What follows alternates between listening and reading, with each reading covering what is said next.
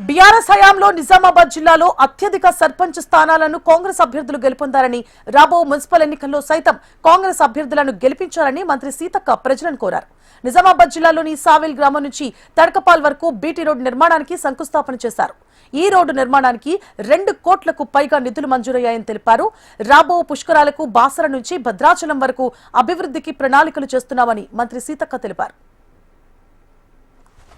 బాల్కొండ నియోజకవర్గాల్లో వివిధ అభివృద్ధి కార్యక్రమాల నిమిత్తం ఇక్కడికి రావడం జరిగింది. మరి సావేల్ మా సోదరుడు సునీల్ రెడ్డి గారు పుట్టినటువంటి ఊరు. మరి ఇక్కడ నుంచి రోడ్ ఇబ్బంది ఉందంటే పంచాయతీరాజ్ శాఖ నుంచి 2,15,00,000 ఇచ్చి మన సావేల్ నుంచి తడపాక వరకు శంకుస్థాపన చేయడం జరుగుతూ ఉంది.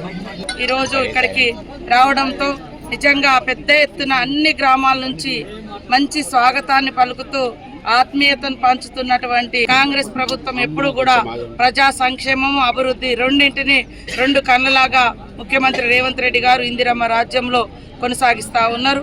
కాబట్టి ఈ రాజకీయాలకు అతీతంగా అభివృద్ధిలో అందరూ పార్టిసిపేట్ అయ్యి మరి అభివృద్ధిని ప్రజలకు అంకితం చేయాల్సిన అవసరం ఉంది.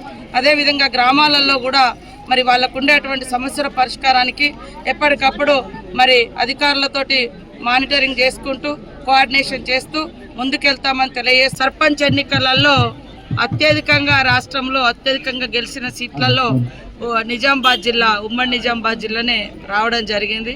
చాలా సంతోషం. స్థానిక నాయకులు ఎమ్మెల్యేలు మరి మన ఇక్కడి నుంచే మన పిసిసి అధ్యక్షులు అదేవిధంగా ప్రభుత్వ సలహాదారు మన సుదర్శన్ రెడ్డి గారు, మరొక సలహాదారు షబ్బీర్ అలీ గారు, ఇటు పిసిసి అధ్యక్షుడుగా మహేష్ అన్న గారు, మా స్థానిక ఎమ్మెల్యేలు మరి షెట్కర్ గారు ఎంపీగా మన ఇన్ఛార్జీలు అందరూ కూడా కష్టపడి మంచి సీట్లను తీసుకురావడం జరిగింది.